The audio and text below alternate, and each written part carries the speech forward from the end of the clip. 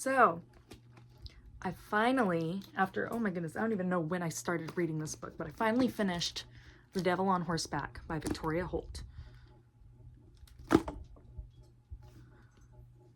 There's a reason I set up my whole ring light and phone to record this, so I can tell you my thoughts on this book. So the main tropes are, it's a historical fiction romance that takes place pre-French Revolution, like the years leading up to it. And I don't even know where to start. Like, it's the main character is a girl. She's from Britain. She's the daughter of a school teacher. She teaches her mom teaches all the like lords' children, like all the rich kids go to her school. And she's the daughter, so she helps out, and she becomes besties with Margot, which is the daughter of a French comte. And so Margot is like a little bit of a wild child, and through her shenanigans, which, by the way, the love interest in this book is Margot's dad. Margot's dad! Anyway, so like, while Margot's like, let's play hide and seek, so she runs off, and like no one can find her, and Manel, which is the main character, the main girl, she opens a door like looking for this girl, and there's the comte, and the comte's like, ooh, you walked in on me, and like immediately is like in love. Like, keep in mind, this is like a 40-something-year-old man, and this is an like 18-year-old girl. Ooh. I should note that like the pages are yellowed. I think, according to the library card in here, this book was checked out in the late 70s. But still, anyway. It's revealed that after a bit, Margot is pregnant because she was using those games of hide and seek to go cover for this guy she was hooking up with, and bingo bango bongo, you know, cause and effect. So basically the comp's like, okay, we got to do this like the European royal way. We got to send you two. First of all, Manel, you are going to be kind of seen as the cousin, and Margot, you're in trouble, but you're going to be a widowed wife of a husband, like a man who just drowned, and you're going to go have this baby in the middle of the countryside. You're going to make sure it's healthy for a month, you know, like nurse it, and then you're going to give it off, and then you're never going to speak of this again. Margot was not taking it so seriously. She's like, okay, whatever, baby, you know, like, as any 18-year-old would react to this kind of thing, you know. Anyway, so they have this baby, and Margot kind of realized, oh wait, I have to give up this baby. Which, by the way, the dad was ran out of town, never seen again. So she has the baby, and she's like, oh crap, I gotta get rid of this baby. And she names it, and she's like, I can't get rid of it, but they do. And she's on the way back, and she's telling Manel, she's like, we gotta go get the baby back. We gotta go get that baby back. That is my baby. And then Manel's like, girl, let it go. You knew what would happen if you got pregnant, and you did it anyway. Anyway, so they go back, and then we start meeting Margot's mom. We learn that like she's invalid. Like, she had Margot, and then like the doctor's like, yeah, no, she can never have kids again. So she just lays in bed all day, and she's taken care of by her nurse. And then the nurse is like her second mom. The nurse is a little weird. Her name is Nunu. And there's just like this court life developing. I don't even know. Like, half this book I was zoned out because there was just words upon words. Like, the dialogue were like full paragraphs. Like, they were monologuing. And I was like, these aren't conversations. This is just monologue. Monologue. Monologue. No thoughts. Just speech, speech, speech. No anything. And as this court life develops, the comte decides, you know what, we're going to marry Margot off to this guy in Graville. So they go to Graville, they meet the guy. Turns out, like, she's so nervous. She's like, I need my baby back. But then they get along swimmingly. So they get married, and this is probably my favorite part of the whole book. Like, this is the only redeeming quality of this book. Margot comes up with this convoluted plan. Because, like, there was a point where she's like, I need to go find my baby. And Manel is like, you are never going to see that baby again. Let it go. But then Margot's like, we gotta. So they go on this little adventure. And sure enough, the baby is staying with her old nurse. So she gets to see her baby and, like, all this stuff. So back to the part of the story. She tells Manel this plan about how she talked to her nurse and that they're gonna mysteriously find this random baby in the bush, and then like that story in like Moses in the Bible, and then she's gonna bring it over to her husband and be like, look at this baby, I named him Charlotte, he's so cute, can we keep him? And then he's so in love with me that he's going to say yes. And that's what it does, what she does.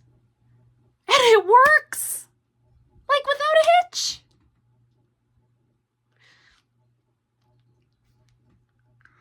She does end up having to tell the husband, though, and he takes it well. Sweet. But the best part is this 40-year-old man that's supposed to be the love interest, okay? He's called the devil on horseback. He is very stern, very, He's kind of like the reason this mom has been staying in bed all day, because he, like, abused her, like, in their honeymoon, and, like, when she immediately got pregnant, and, like, she was traumatized, and then, like, he's so mean to her, has, like, all these mistresses and all these heirs, and, like, blah, blah, blah, blah, blah. He killed a kid, and, on accident. That was when his daughter was born, and the doctor was like, yeah, it's a girl, and she can't have any more kids. So he angrily stormed out and rode his horse, and that horse stomped on a little kid. So he was like, oh my goodness, I'm so sorry. So he took the kid's twin brother that was conveniently there and said, I'm going to raise this twin brother as like an apology to your family, like what could have been, you know, which, I mean, considering this was a peasant family in pre-revolution France. That's another thing about this book. This book was so historically inaccurate. It made me so mad, but we'll get to that in a minute, because we're not even... Margot's mom gets murdered, and there's like this whole conspiracy that it's gonna be like Manel did it, because she's this random woman that's come in, and she's like, I got no part of this. Like, she told me to come to her room that night because she was gonna tell me something. And then she's dead, and then everyone thinks it's the husband, and it's like, well, it makes sense because he wants a male heir. And he doesn't want to marry one of his mistresses because they're all old and crotchety. So he wants to marry this new little 19-year-old. Then we get to the fun part. Like, oh my goodness. I'm not doing this book justice, but in my defense, this book doesn't really deserve any justice in the first place. So you're just going to have to, if you want a more coherent understanding of what's going on in the book, you're going to have to read it yourself. Otherwise, you're going to have to deal with this. Anyway, so yeah, and then there's this whole bit where they're debating on like leaving France because shit's like, there's writing on the wall, like shit's about to go down. And basically, like, this peasant tries to kill Manel at one point, like shoot her, because he's like working for one of the mistresses, and like the mistress thinks like, okay, if she's dead, then he will marry me because I'm the one that actually gave him a son a gajillion years ago when we were both young and when he was unmarried. So he's gonna marry me, and then my son's gonna be the heir, which didn't happen. But anyway, but yeah, so the comp comes and he's like, girl, I'm gonna save you, and he saves him from like almost getting, she got shot in the arm, but survived. And because that's what happens when you get shot in the arm in revolutionary France. Anyway, so I don't even know, like, there's this whole bit where he's like, you need to go, like, keep in mind, while reading this book, every single time they describe this man, instant turn off. Okay, they're describing like his sons, like he has the twin son that he took in Leon. Every time they described him, I was like, ooh, give me more. Like, you know, I like this guy. But no! They had to give it to his freaking adoptive dad because... Anyway, so, basically they're arguing about leaving France. And Manel's basically like, I gotta stay here because you're gonna stay here because I love you. And... And then July 14th happens and they storm the Bastille, which immediately after they storm the Bastille, they immediately go and like start hanging lords and ladies on lampposts, which those people had trials. They weren't just, I don't know, there's a word I'm thinking of to describe it, but I don't want to be insensitive. I don't know. But like, they were bloodthirsty and they were shouting names and they were like hauling people to the guillotine. The guillotine wasn't even invented until like partially through the French Revolution. Like, but anyway, so like the Comte gets captured and Manel feels betrayed because she sees Leon at the tip of the crowd. So she's like, oh my goodness, he betrayed the person that gave him all this wealth and stuff. Oh my goodness. I hate him. So basically she meets up with him later and she's like, you traitor. And he's like, no. Let me explain. Turns out his twin brother never died. They just faked his death and sent him to a town over so that they could still reap the benefits of like the Comte's like, I'm sorry for killing your child, which like he did maul the child by like running over it with a horse. But the thing is like he started recovering and they're like, shit, we can't let them know that he's recovering. So they just, and he was leading the charge. And so they came up with this idea to break the Comte out of jail, which like, cause all the other nobles are getting strung up on the lampposts and immediately guillotined, but he gets to stay in prison for a little bit, which is totally fine. That even like, cause like they described like one of his sons being sent to the guillotine. I'm like, he has no standing other than like his father. He's not legitimate. So why is he immediately getting sent? And then his dad is like, no, we'll let him hold up in prison for a little bit. But their plan to break the dad out of prison is that Leon, the twin, is like, you know what? Me and my twin are pretty identical. I think I can sneak into the headquarters, claim to be him because he's a high-ranking official within this revolutionary group. And I can be like, hey, I want to see the cop. Bring him. And they do. And then I just leave and say, like, I'm bringing them to another prison. And no one's going to bat an eye because we look so same. And unless you're looking at us side to side, you're not going to be able to tell the difference. And the plan works. Without a hitch. And during that plan, she's all like, oh, I love him, I miss him. And I'm like, dude.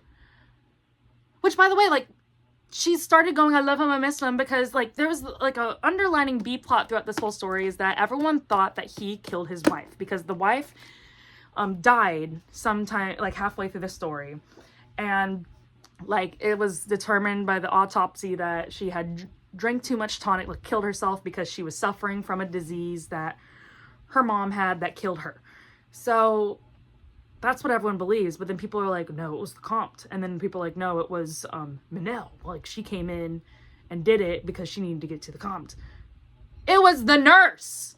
The nurse was insane and was like, yeah, she was complaining of pain, so I put her out of her misery because I'm a good mother. Nothing happens to her.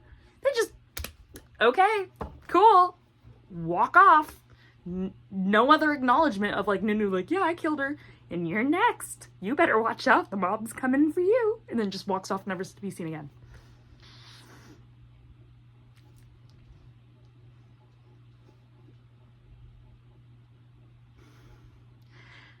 And then just to round it all out, they give us an epilogue of like a couple years later where they have 2 sons. So they immediately had babies. And I was like, well, that's kind of typical for the time, but at the same time, whoa, you are a 40-something-year-old man and she is like 19, 20.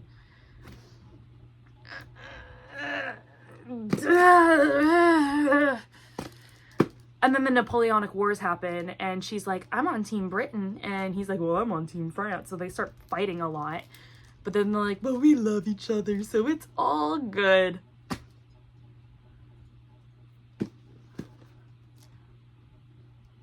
Don't ask me why I read this book, because honestly, I've been wondering that too at this point. This was by far one of the hardest reads I've ever had to do, and my 15 minutes of rambling at this point.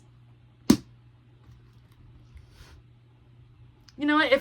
If you just want to experience it for yourself, go ahead. Otherwise, I just gave you a synopsis of the plot. So, you know what?